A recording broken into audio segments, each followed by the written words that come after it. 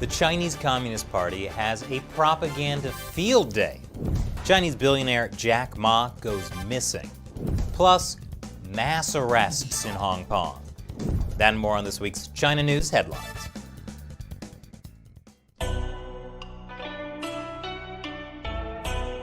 Welcome to China Uncensored. I'm Chris Chappell. Before I begin, did you know YouTube has been randomly unsubscribing people and demonetizing a lot of our videos? You can help the show by hitting that like button and sharing this episode.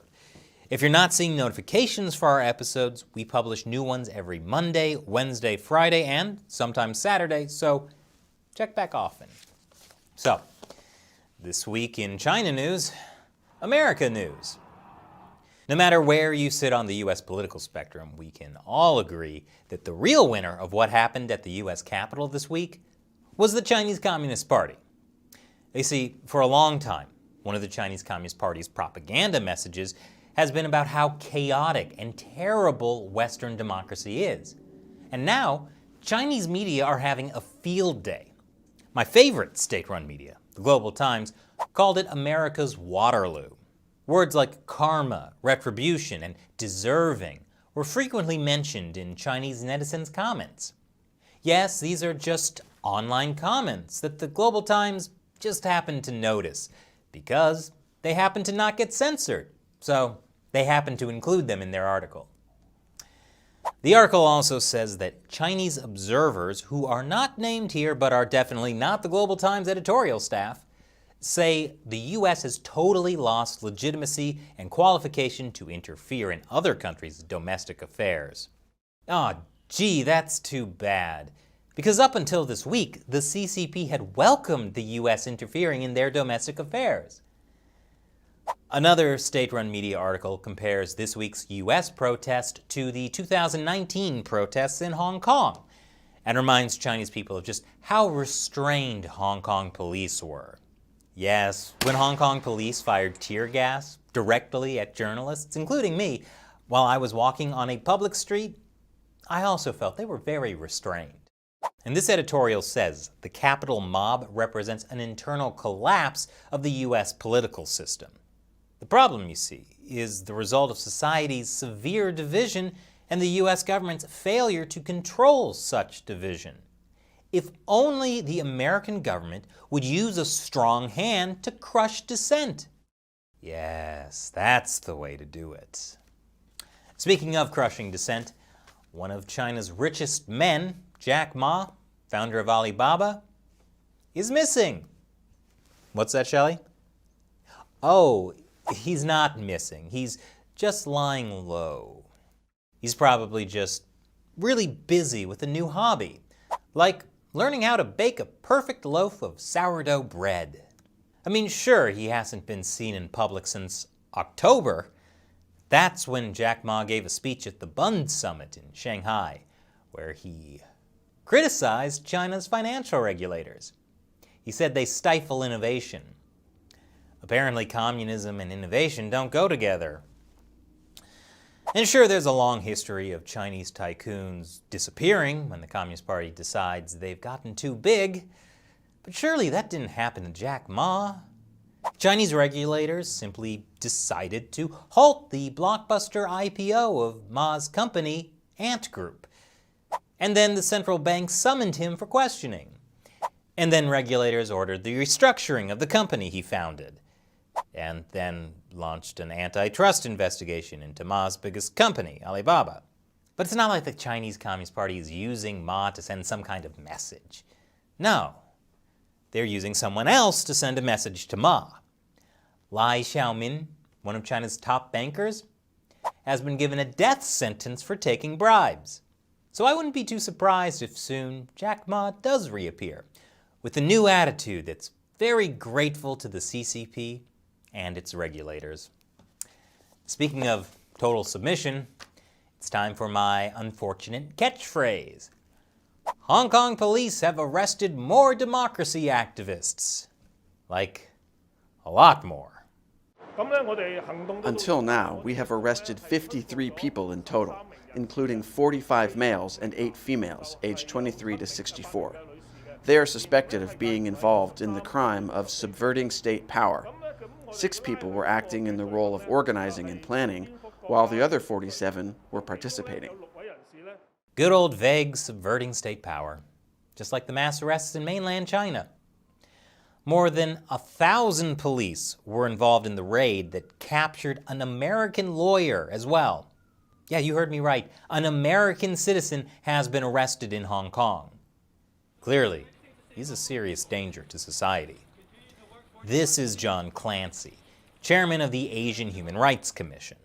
So what horrible crime was committed? Well, back in July, the Hong Kong Democratic Party tried to hold a primary election, and he was involved. The Democratic Party said police arrested the activists for participating in an independently organised, unofficial primary in July to select candidates for last September's legislative election. In the end, that vote was postponed for a year due to public health restrictions. The pro-democracy movement had hoped to win a majority, and some candidates wished to use it to block government proposals, which the Democratic Party says was seen as an act of subversion in violation of the national security law.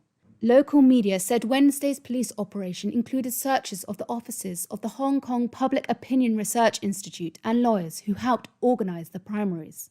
The Hong Kong government and Beijing warned that the unofficial primaries could violate the national security law. Under the law, anything Beijing broadly defines as secession, subversion, terrorism and collusion with foreign forces is punishable by up to life in prison. John Clancy's crime? He was the treasurer of a political group involved in those unofficial primaries. So to sum up, the Hong Kong police just arrested 53 people for organizing a primary election because it was designed to help the pro-democracy groups win a majority of seats in the legislature, which then they could use to get the government to listen to them. That's it. That's the crime. Because of how the system is designed, the pro-democracy camps had never gotten a majority before. And now, thanks to the national security law, they never will.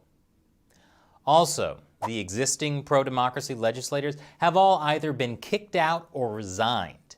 And a lot of those lawmakers were in the group of 53 people who were just arrested. So things are going really well in Hong Kong for the Chinese Communist Party, especially since the Hong Kong authorities carried out the mass arrests on January 6th. I wonder if they were banking on the US government being a little distracted on that day. Boy, that really worked out for them. Speaking of the Chinese Communist Party being able to get away with anything, stay tuned after the break. I'll show you how they're getting away with covering up the coronavirus. Welcome back. After a year, the World Health Organization is finally trying to get a team into Wuhan to study the origin of the coronavirus. And China's not letting it happen. Almost as if they've got something to hide. But if you've seen this wonderful propaganda piece in the New York Times, you know that China has the real freedom. Did you know the pandemic has upended many predictions, including ideas about freedom? Citizens of China don't have freedom of speech, freedom of worship, or freedom from fear, but they have the freedom to move around and lead a normal day-to-day life. In a pandemic year, many of the world's people would envy this most basic form of freedom, which is why it's so sad to see a free country like China emulating the United States. Look at what happened when this woman tried to leave a coronavirus quarantine zone in Shenyang this week.